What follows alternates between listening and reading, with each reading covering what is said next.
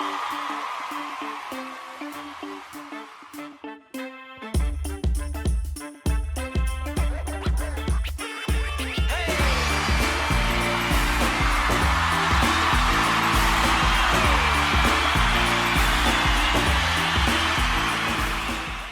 hello, brethren and sisters.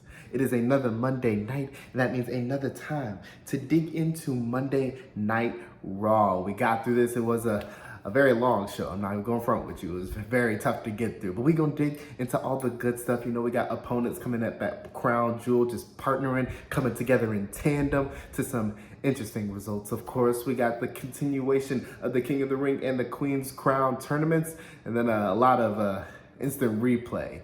We're not going to talk about that too much, but we're going to dig into everything here. My name is Jordan Moser, and this is your Monday Night Raw recap and review.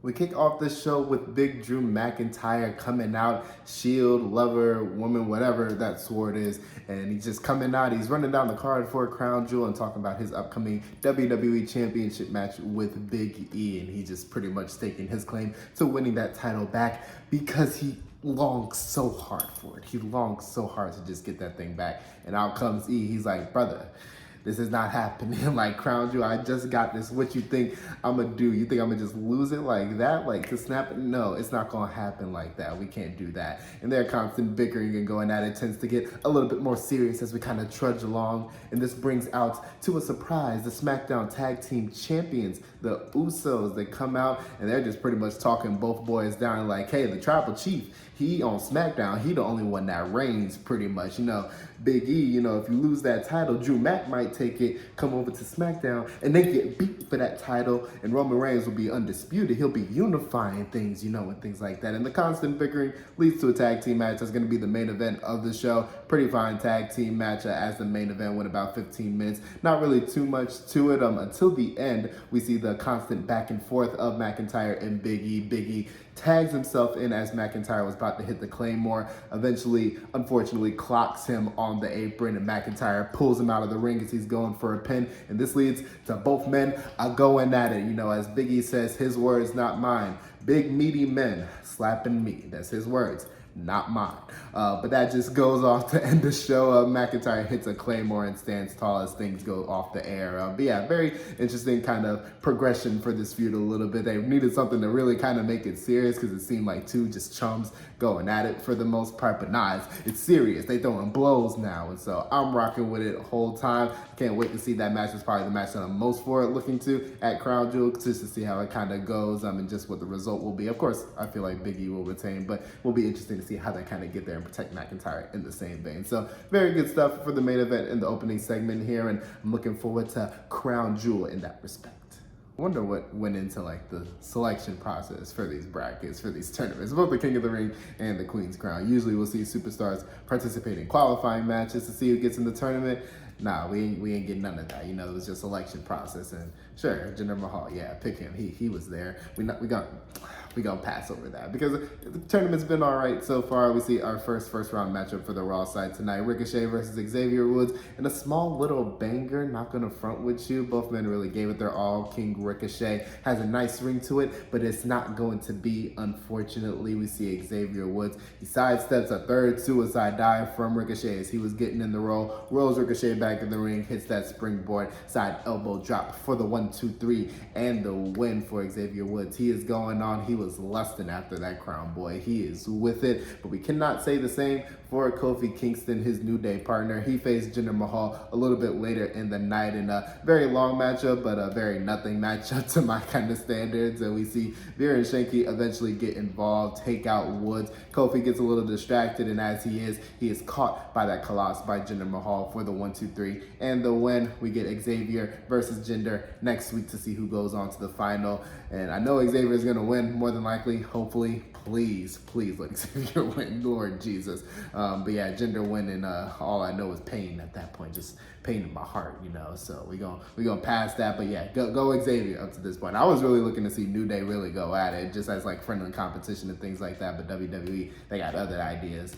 Okay, cool. But yeah, very fine. But on the other hand, though, these Queen's Crown matches have been short and not watchable. I hate this. We saw the same thing on Smackdown with the sub 2.5 minute matches, and it was kind of the same vein here on Raw. We see Shayna Baszler pretty much destroy Miss Roll Up Dana Brooke, whatever she was trying to do, trying every hold in the book until she is eventually caught up with a knee, not even Shayna's finisher, and just puts her out. Eventually, we see Doudrop go with Natalya for 3 minutes in what felt like much longer than that, frankly. And she just ends up with the win. I'm just, why don't they push these? There's one babyface woman in this tournament. Like, I know Shayna Baszler more than likely is gonna win this, but at the same time, like, it feels so like drawn out and like forced with the people that they put in it. There's no real, I can't invest in it. Like, I really can't. So I'm just at a point where, like, I know WWE doesn't care, and that's making me not care, but I want to care, but I don't. So we're in this state of limbo. I'm really hoping that it gets better. Liv Morgan is out. Toni Storm is out. We got Carmella, Zelina Vega, Doudrop, Shayna Baszler. I don't know anymore, frankly. But we're going to push forward. We're gonna push past this. Hopefully the rest of the tournament will be great. But yeah. Speaking of sub 2 minute matches, we see a tag team match which was very much nothing. Shelton Benjamin and Cedric Alexander of the newly reformed Hurt Business going up against Mansoor and Mustafa Ali. I really don't remember what happened outside of like the last 15 seconds of this matchup. It went about 1:30. We see Cedric Alexander get the win with a Michinoku driver on Mustafa Ali as Mansoor is kind of held up. And as Mansoor is trying to help Mustafa up at the end of the matchup, Ali just pushes him off. He's like, I'm done with this. I'm sick of this. And he walks off. We eventually see later in the backstage segment, they really just come to blows, or more so, Ali comes to blows with Mansoor's face, pretty much, as Mansoor has yet to find really that killer instinct that is going to take him to new heights on Raw. And Ali sees that, and he's just trying to push him towards that, and he's getting sick and tired of it, frankly, as am I, because his character has been kind of a fanboy. Like, I'm kind of on Ali's side. Not with, like, the fighting him because you're upset, but at the same time, like, what's gonna bring that animal out of you, dog? What are you gonna do with this? So we'll see what happens in the next couple weeks. We see Mansoor kind of got that itch in his lip a little bit, so we're gonna see what happens. But yeah, definitely a nothing matchup, but interesting kind of development, of course. Next up, we hear Riddle has challenged Omos to a singles matchup because he thought him and Randy had to drop on the homie. He thought they had a plan. Nah, they ain't had no plan. Nah, Randy won't do nothing. He was playing with the homie. This is a one-time thing.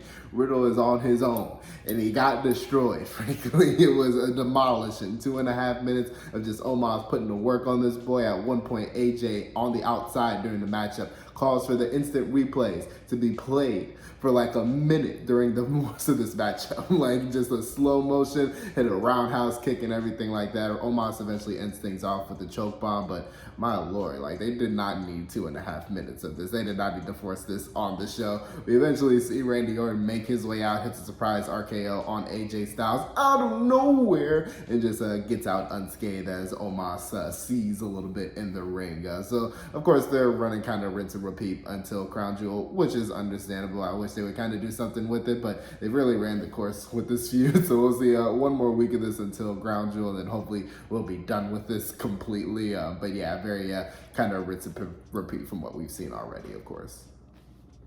Next up, we get a very solid promo from Lashley, just talking about his upcoming match with Goldberg, pretty much talking about why he called for no holds barred. He pretty much says that Goldberg is kind of washed up, like he's at this point where he has become more so of a rabid dog than a WWE superstar. He's out here talking about murder while Lashley is exemplifying class. You know, he got the nice suits, the $100 timepiece and everything like that, while Goldberg, he got the cut off sleeves, and he is coming out talking about murder, like, whoa, buddy, like, that's not befitting of a superstar or a father. So I need to put you down. I need to teach you a lesson, and I need to show you that you cannot hurt the Almighty. Really kind of a way to kind of look at it from Lashley's point of view, which is very nice. So yeah, very solid promo.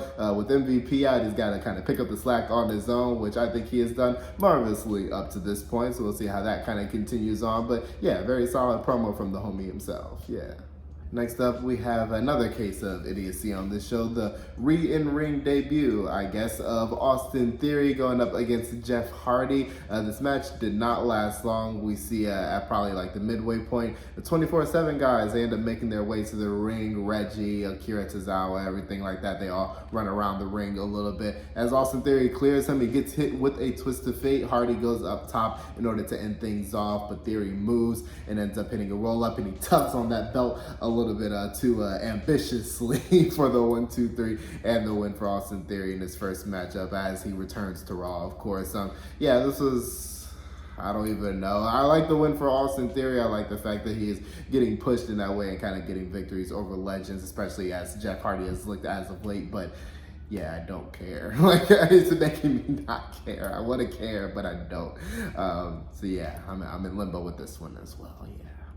Next up, we had what seemed like the most important thing on the show. It was the most important thing going in. We got the tag team matchup, Bianca Belair and Sasha Banks, supposed to be going up against Becky Lynch and Charlotte Flair. Each woman got their own little, like, recorded little promo segment to talk down the other 3 women in the matchup before this match kicked off. But one, wasn't even the main event, sigh. And number 2, match tries to kick off and we don't even get there. Bianca Belair and Sasha Banks, they start arguing, they going at it about who's going to start first, and everything just like breaks down into like this 4-woman brawl for like 3 minutes. Pierce and Sonya Deville try to come out to kind of correct things. They're like, hey bro, restart this match, even though the match never started, frankly. We get back from commercial break, all of a sudden the women stopped fighting and they're like, yeah, let's do a tag team match now. Yeah, we're gonna do this. And 5 minutes in, everything breaks down once again. We see them start brawling again. Becky Lynch, she pretty much ends things off and stands tall with that manhandle slam on Sasha Banks and just kind of stands tall to end things off. But oh my gosh, what a freaking mess. Like this was supposed to be like one of the good like go home segments for this Raw, not for the go home show because that's next week, but like to send the crowd home happy. We see kind of like a development in just these 4 women's kind of ambitions that going at one another. But no, we didn't really get any of a matchup, frankly. It wasn't really extensive. It was just them brawling messily for like 10 minutes, and I was like, why can't we do better things than this? So I'm looking forward to hopefully them kind of rebounding from that on Smackdown and on Raw and next Smackdown. But yeah, this was not my favorite segment that they've done thus far. But yeah, that's gonna cap off just me discussing a very uneven Monday Night Raw. Yeah. All in all, I'm gonna get used to watching the show. And I'm gonna find it good at one point. But for this one, nah, it won't do it, Itchy. If it was too really uneven, just in terms of like things going on, the in-ring action was not there for any of these matches outside of Ricochet and Xavier Woods, and possibly the main event, even though that was pretty average and kind of dull as well, not what we haven't seen before, frankly. I like the development of just certain storylines, you know, Big E and McIntyre just finally going at it with fisticuffs, Mansoor and Mustafa Ali and all that. That's good, but everything else on this show was pretty hard to watch. I'm not gonna front with you. So we'll see what happens next week. You know, Crown Jewel is coming up. It's gonna be one of the best cards that we've frankly seen from WWE in a long time, which they would do for their freaking Saudi show. Of course, they're not WrestleMania, but we're gonna leave it at that. We're gonna see what happens. We're gonna look forward to it and all that, and you're gonna have more videos from us to kind of lead you through it all. But that is gonna be it from me. I am out. Peace. Enjoy the rest of your week. Enjoy the fall and everything like that. Have a blessed and wonderful time. I will see you soon.